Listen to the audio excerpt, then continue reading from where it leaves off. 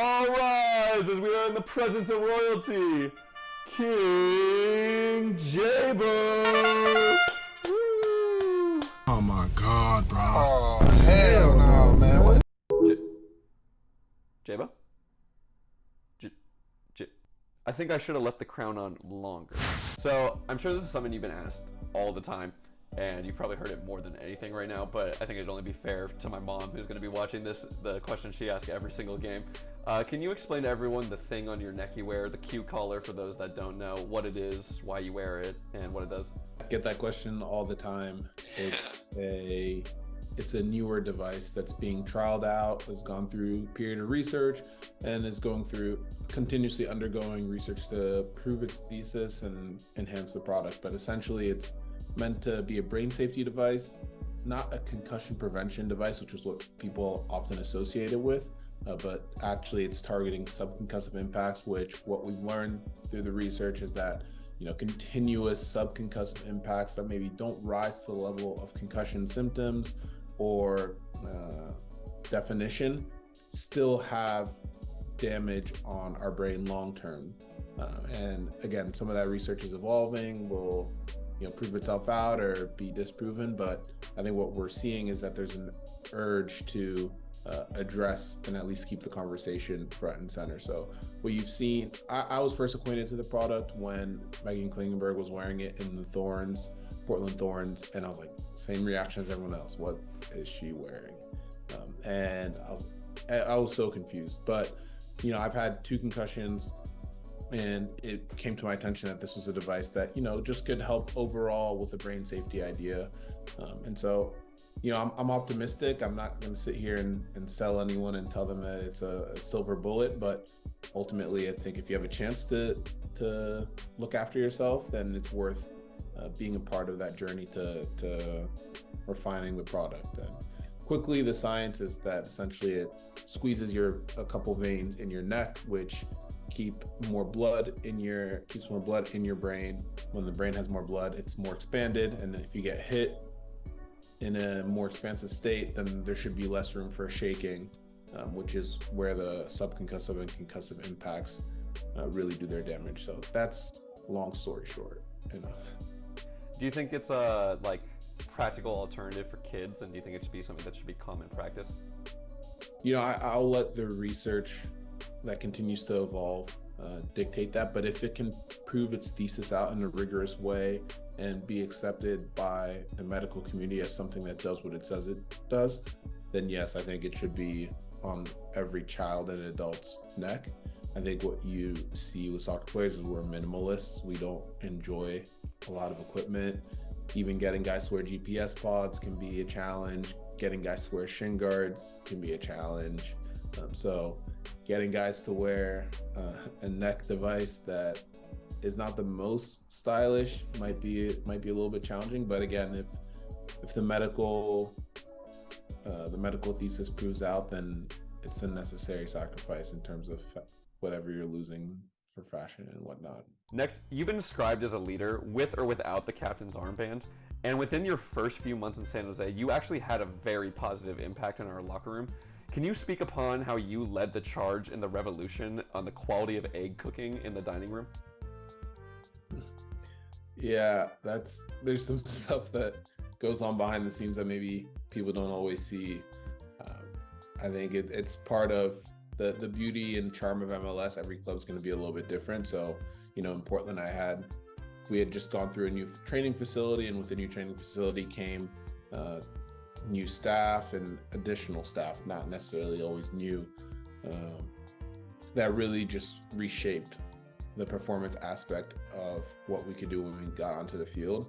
And I think that San Jose is kind of approaching a similar time where, you've seen renderings for a new training facility to kind of continue to keep this upward trajectory going. But when I got here, it was not necessarily that. So we had fun with it. I mean, the breakfast had its charm to it, as I said. I mean, it wasn't something that I was necessarily used to, but it brought out a lot of personality out of the guys. Good topic for conversation. Obviously not where you want to be in terms of performance readiness, but even this year we've seen improvements and we're continuing to. So yeah, it's all fun and games, and we have a good time with whatever's in front of us.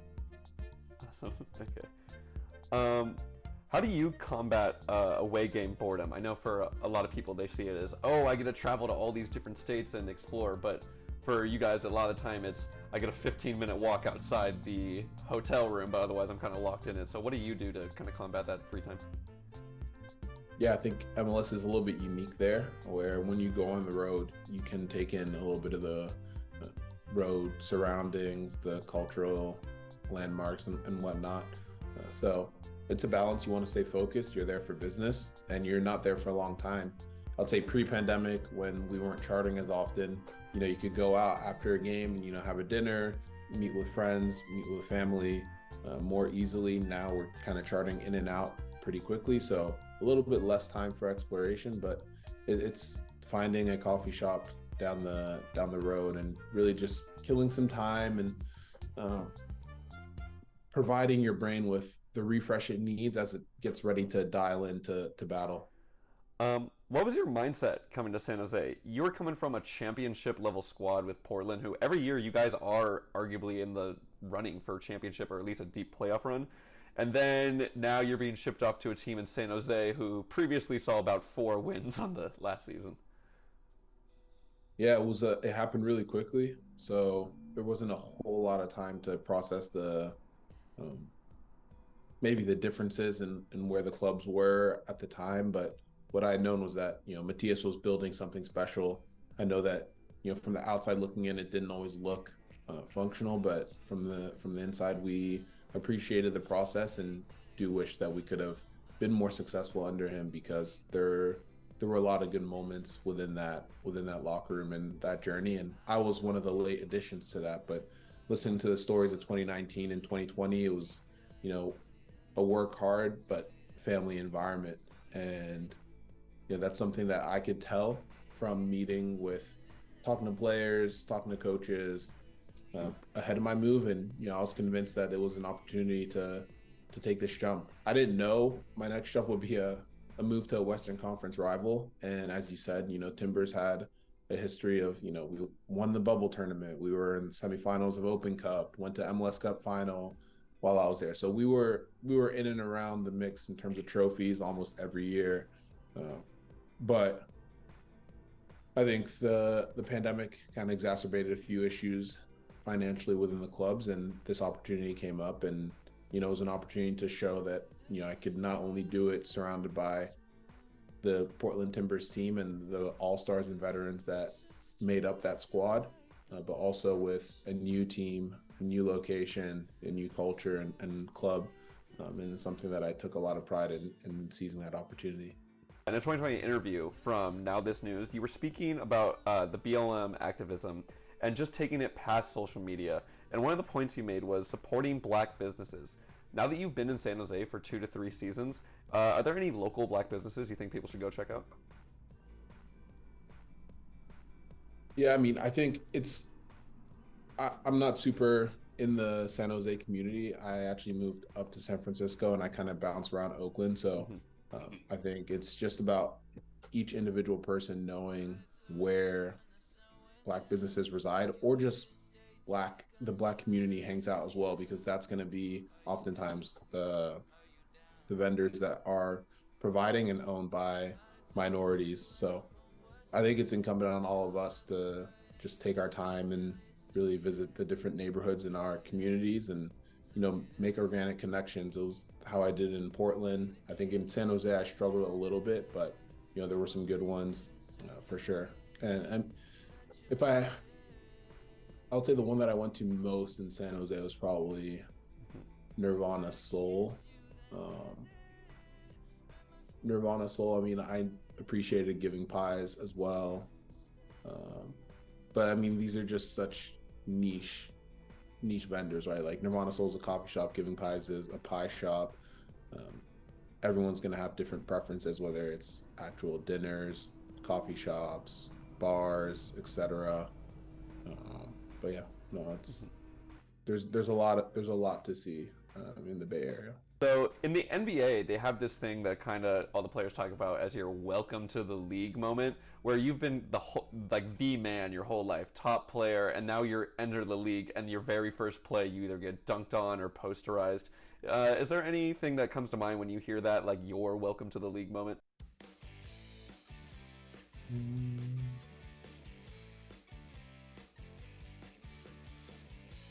Yeah, I don't have a funny one like everyone else, but my welcome to the league moment was, first training session back from the back from U20 CONCACAF qualifying, and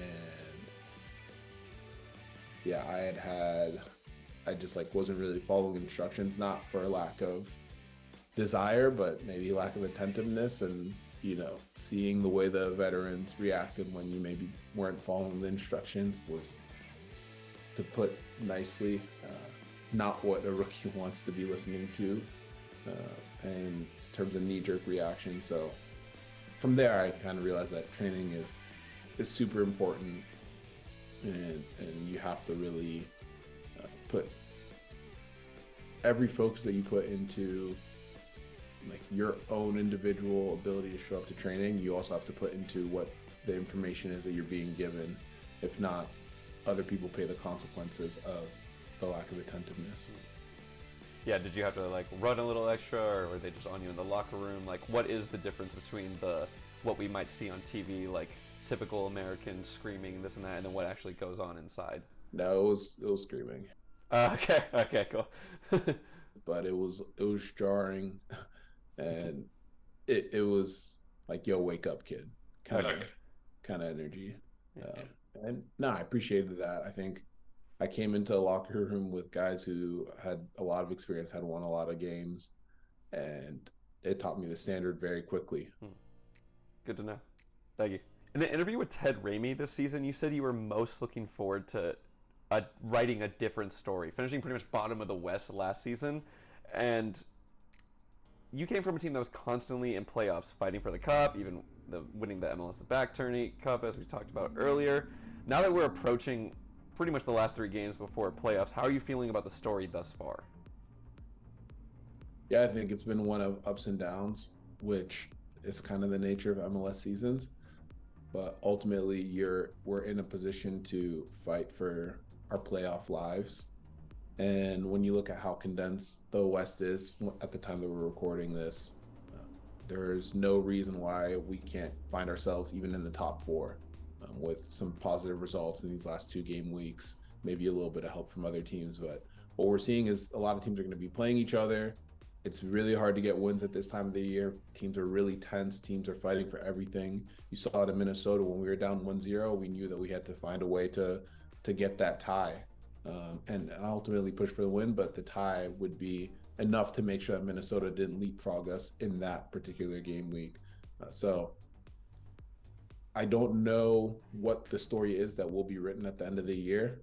I know that there are some things that, regardless of how the year ends, that I would have wanted to see better from myself and maybe our team as well. But at the same time, if you're not looking to improve every single day, then you're never going to achieve the ultimate goal, which is lifting an MLS Cup. And we are still in the running for that.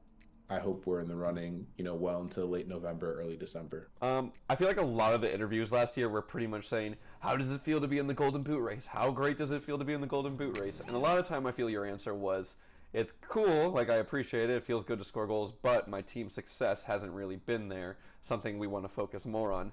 Now fast forward to this season, where there were a few games where you had more of a goal drought, but the team's success was much higher. What are the ways you now compare and contrast the 2 seasons and the feelings that come along with it? Yeah, I think you have to wonder what's more important to you. Is it individual personal accolades, or is it being part of a process and being a team player? And it's easy to say you're a team player when you're the one with all the spotlight and everything's going perfectly for you as an individual, or seemingly perfect. But can you truly be happy for the team when things aren't going in the storybook way that someone else will have written for you in your life? I think that kind of stuff can get weaponized against a player if someone sacrifices for the team. Let's say if someone sacrifices for a team or just believes that they can accomplish X by doing less of something else or overcompensating in a different way, that can be weaponized. But I hope that, you know, we have a culture here where every player does their part. Their part might not necessarily be what they want or need or expect, but we have a selfless locker room, we have a selfless coaching staff, and that contributes to a unified group that's not chasing individual goals. We're chasing the team goal, which is MLS Cup, starting with entry into the playoffs. And then after the fact, we can have a post-mortem deep dive on did we do too much of X or Y, and would we have benefited from doing something else? But we're on the right track. I know that we've kind of wavered on a couple results, you know, didn't convert some of those ties into wins, but look at the rest of the table. I think everyone's kind of in that situation, spare St. Louis. So we're content. I'm content. But it'll be judged at the end of the year, right, where we end as a team. Because if, you know, you're not hitting the same goals as you were the year before and the team is not hitting the team goals, then, you know, there needs to be a reflection. It's probably really easy to say, at least for, like, especially for media, like, brush it off. But what is the, like, personal perspective from a player that would experience it, like, probably going from last season where you were getting all the praise for a team that maybe wasn't doing so well, but oh, thank God we have Jebo. He's scoring all these goals, this, that, the other. And now this season, maybe you go on a few games without scoring, and then you hear all the fans and hear all this, like, oh, Akinola, good thing we brought him in, or Cade should be here, or Benji should be here. What is the mental of a player when you're hearing such high praise and then immediately maybe something churning on you? Yeah, well, I think that it's important to not take all that in when you're on the perceived high, and then you can kind of continue that trend when you're on the perceived lower end. I think there's a lot more nuance in our game than people want to acknowledge, and so everyone's entitled to their own opinions. I think the body of work speaks for itself. Look at how many strikers, like I don't feel the need to defend myself, so I feel even weird saying this, but look at the amount of strikers that have had double-digit goal seasons, consecutive, multiple over the course of their time in MLS. I mean, it's the natural cycle of most strikers, and if you're and if you are hitting consistently 17 goals a year, then, you know, there's a lot more conversations that need to be had. So I have no issue with anyone who says whatever they have to say, and I think that, you know, wherever I end up this year, wherever the team ends up this year, I know that I can score 17 goals again. The team knows that I can score 17 goals again, and it would be great if anyone who, you know, had the knee-jerk reaction based off of one season could also recognize that different years, different games, different situations, different moments of form provide different opportunities for growth, for success, individual and collective. And also, like, at the time of this recording, like, I don't know if you know the stat, but you and Christian are both top 5 in the league for distance covered, so that is another thing that I feel like that gets overlooked, especially when you're a striker, the defensive work that you've probably put in this season. Yeah, I mean, it's all part of the process. I think, again, if you can accomplish your team goals, then you can look at and say that everything you did for yourself, for the team, was worth it. Like, no one's gonna remember in 10 years that Jebo scored 17 goals in 2022. But if the Quakes win MLS Cup theoretically in 2023, or in any season that we're in, people are going to remember that for their whole lives. And it's just perspective. It's having a long-term perspective. Yeah, yeah. You've probably seen more change of leadership in your first 7 seasons than most people that have played the game. You've had about 3 to 4 different coaches, 3 to 4 different captains, and I'm sure each of them have brought a different type of knowledge and wisdom to the game. So in your 7th season, what has teammate and captain Jackson Yule, as well as head coach Luchi Gonzalez, brought to the table that you haven't seen elsewhere?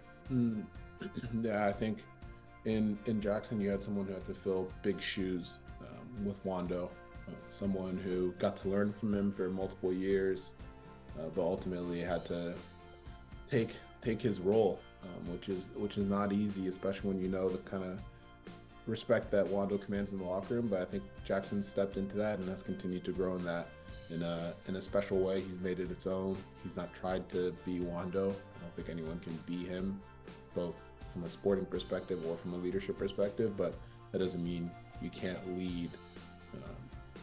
That doesn't mean that you won't be able to lead effectively just because you can't replicate what the club had been used to for so long. So, great teammate, good leader, and someone who's continuing to grow as well. So it's great to be inspired by what he brings to the table and try and match that from a leadership perspective, because we all know that the technical side also speaks for itself, and has since he's entered the league. But I think people aren't as used to seeing him as this guy that can lead a team into battle, and that's what he's done, and that's what we continue to support him in doing that. And then with Luchi, I mean, he's someone who's had a ton of experience, playoff experience in Dallas. He actually beat me in the playoff series in 2020. So, I knew what his teams looked like from the outside looking in. And when we had the opportunity to kind of integrate into his style of play, I think that's something that we all cherished and continue to. We want to be successful for him. We want to be successful for ourselves and for the club, but also for him, because we know how much work he puts into it. He brought this experience with the World Cup with some of the biggest players to represent the U.S., and it's on us to kind of absorb the lessons that he learned so that we can kind of replicate some of the successes that they've had as well. As far as your role and maybe just things around the locker room and the way things were operated, what's been the biggest change in roles from Cavello to Luchi?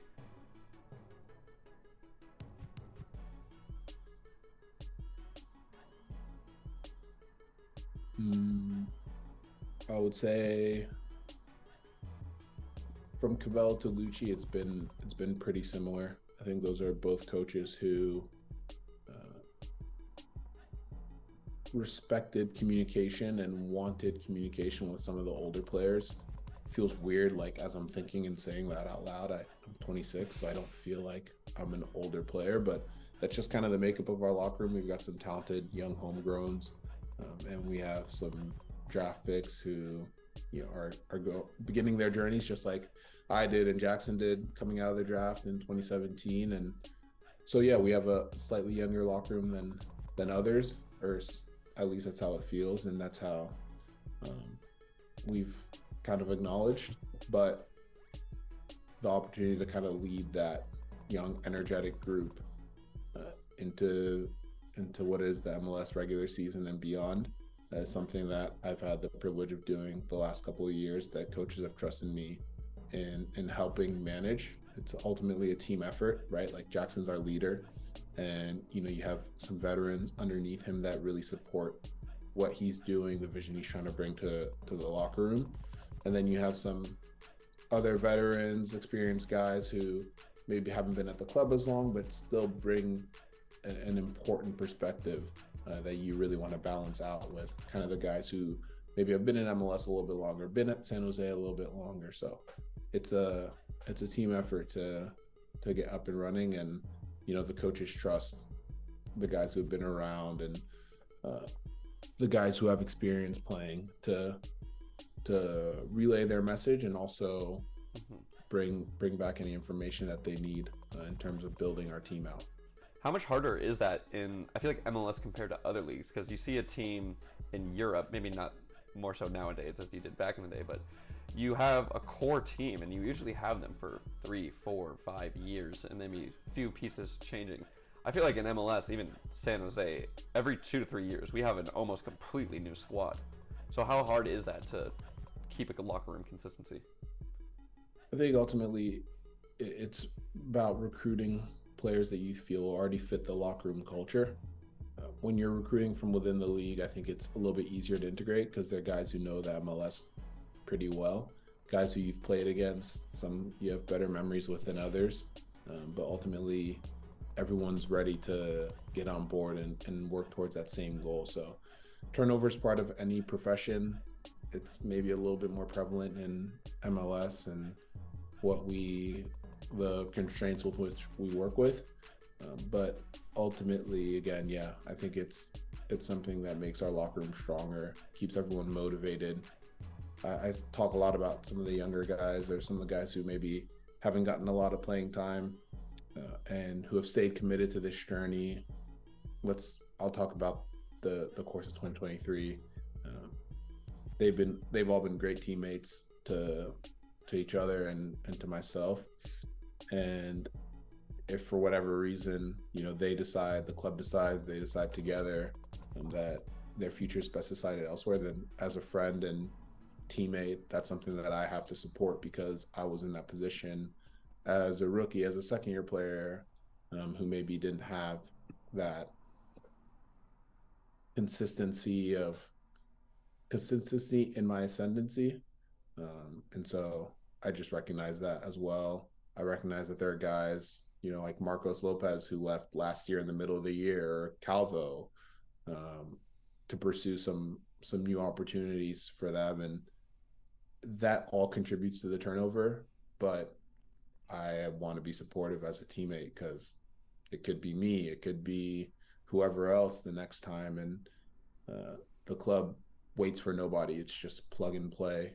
We get someone in, get them acquainted, familiar, and then we go for our goals. We go as hard as we can, and we work as long as we're all here. And if we separate at some point, then that's just part of the business.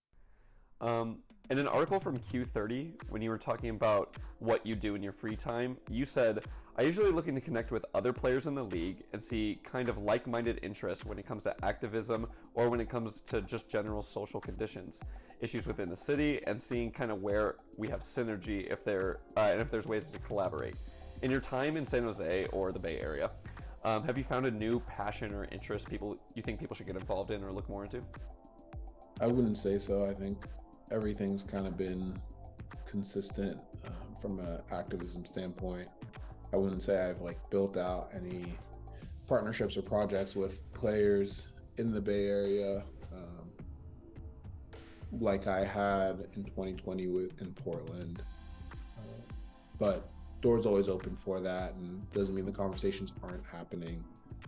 There's an initiative with Over Under Initiative where I'm working to bring these goal systems that go underground and you can bring them out to play, and so you put them underneath basketball courts.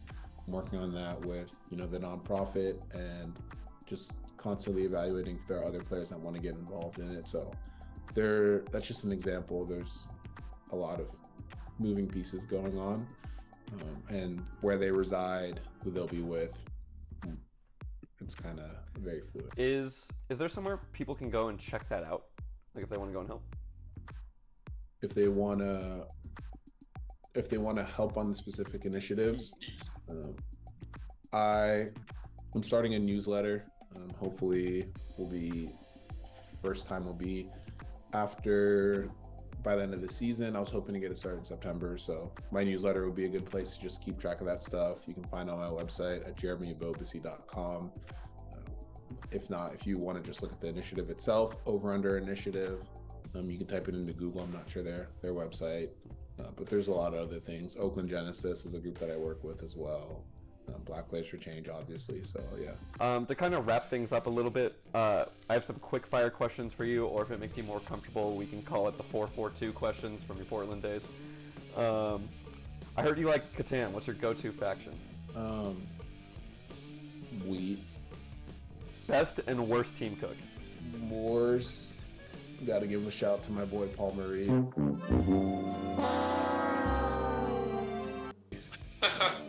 Nah, I'm kidding. He's a good cook. He had me over and cooked for me, so that's why I can joke around about that. Skip the rest. Yeah. Best drip on the team, and who thinks they have the best drip? Best drip, I think Jackson has good drip. And then Nico's got some interesting drip, so I'll give him the one.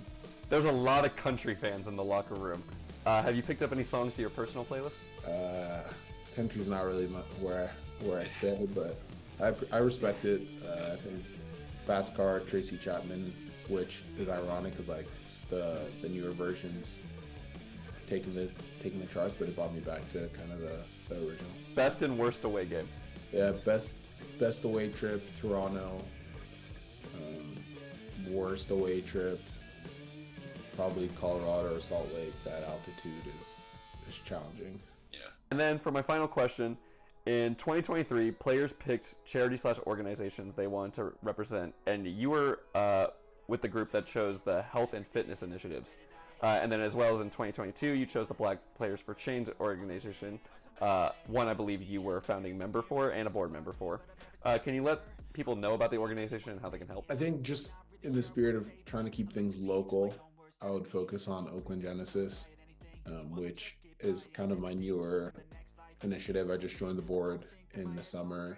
It's an Oakland-based nonprofit, and I think the best way to stay involved is just keeping track of their website and seeing their initiatives. Obviously, donating if it's within people's means is awesome. It helps us put kids through registration fees and free soccer programming and access to premier club soccer leagues, as well as their academic support and counseling. So just a good program to keep an eye out on. We just had a golf tournament that was a fundraiser via golf tournament. That was awesome. I wasn't able to attend, but I heard good stories about it. And there's always another event, another gala, another opportunity to get connected with the org, and there's also opportunities to volunteer. So yeah, just keep track of that website and should be stuff to do.